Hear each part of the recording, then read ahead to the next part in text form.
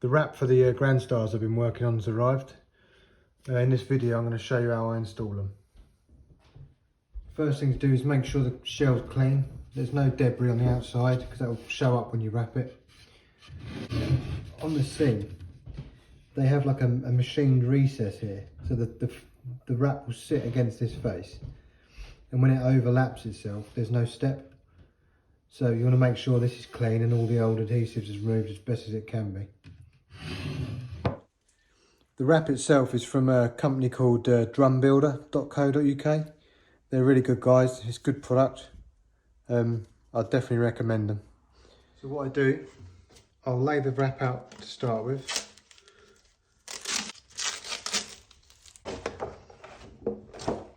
Just give it a real gentle clean down, make sure there's no debris on it.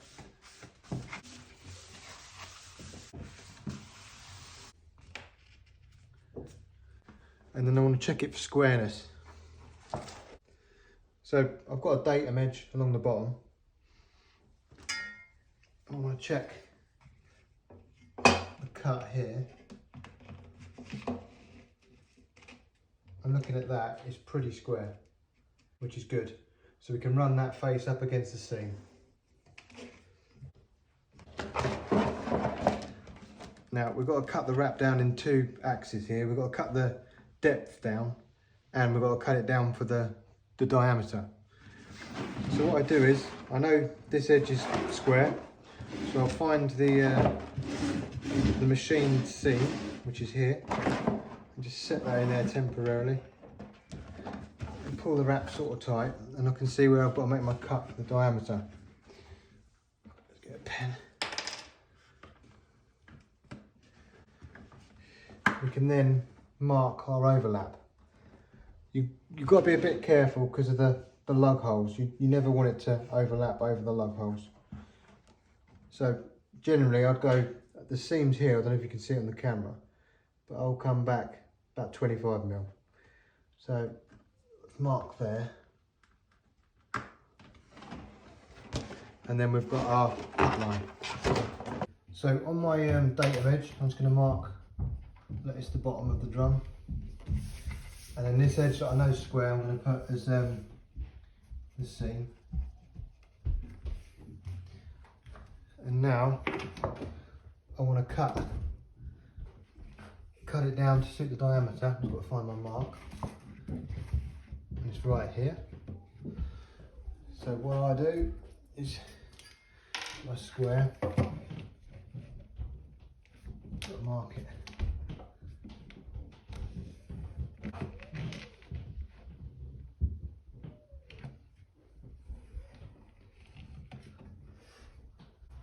And to cut, all you need is a really sharp Stanley blade. You're going to go up to your line. Make sure you square, hold the ruler nice and tight and spread it as much over the material as you can.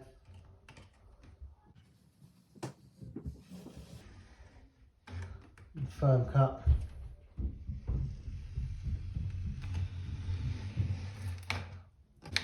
That's it.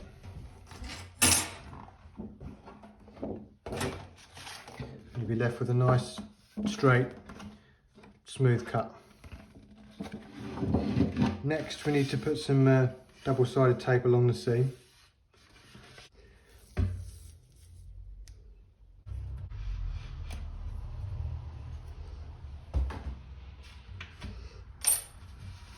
Press it in, make sure there's no air underneath there. So I've got my mark for the bottom and the mark for the seam. So I know it's going to sit this way, and I'll rest the wrap directly on the table with the drum, get the seam square, and then I'll know that the finished seam's also square. So now we can stick the seam to the tape.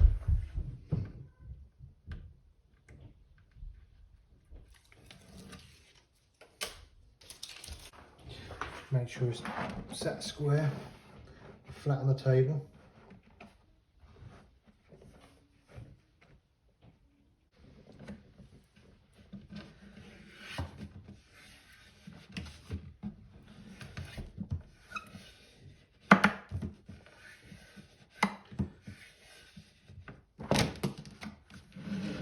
pull the seam round, you can see here,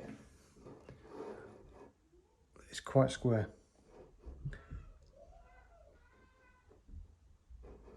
So that's all good. So now that I know that the seam's square and that the wrap is sat flat where the bearing edge is, I can cut the excess off the top.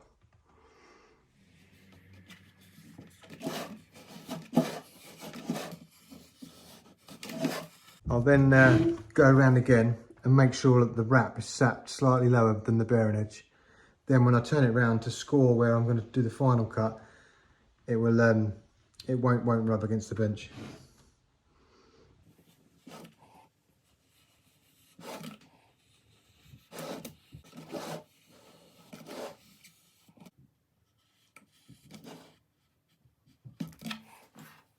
Next up, I'm going to pull the wrap round as tight as I possibly can. Some people clamp along these edges. I just tape it and then push it and keep forcing it round to it's as tight as possible on the end seam.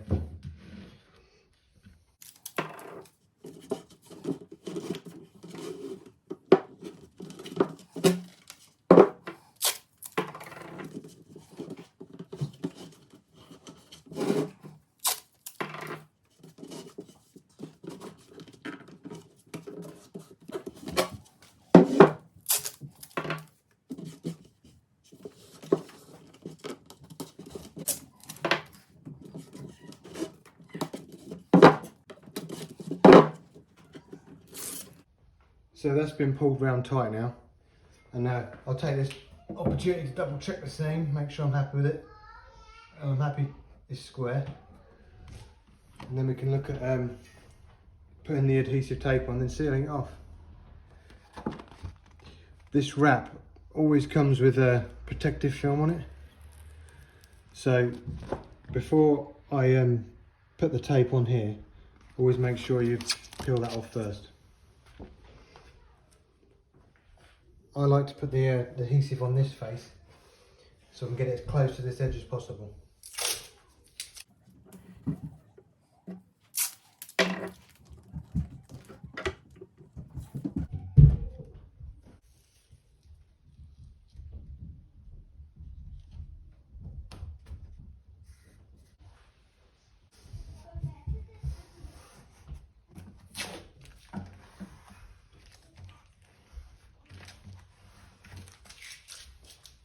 Now before peeling this back, like I say, I always try and make sure it's pulled round as hard as I possibly can get it to make sure there's no creases.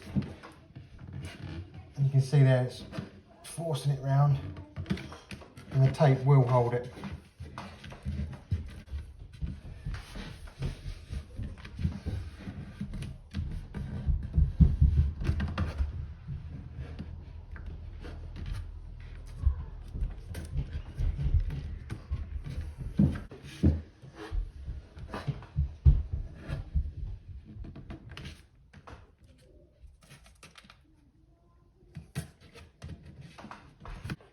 Remember, we have to peel the protective plastic off here.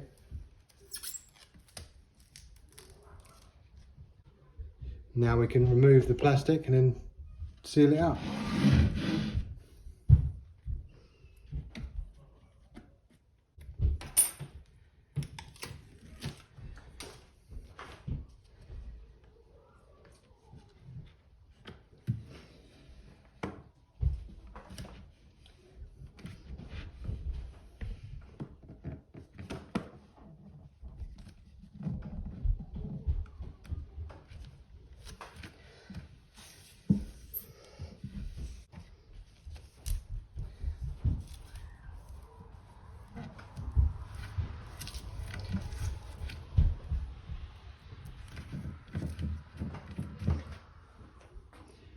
That's it.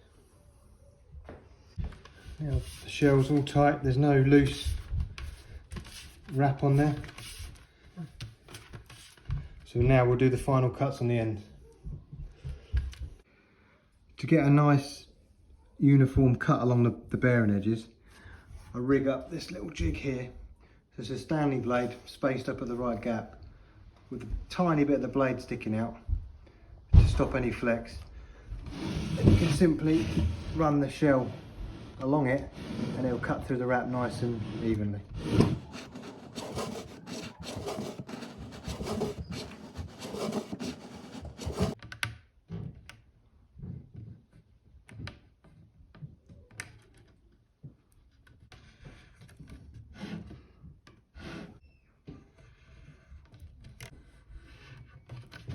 So that's the shell all wrapped, all the edges cut, and all we have to do now is just pierce the holes.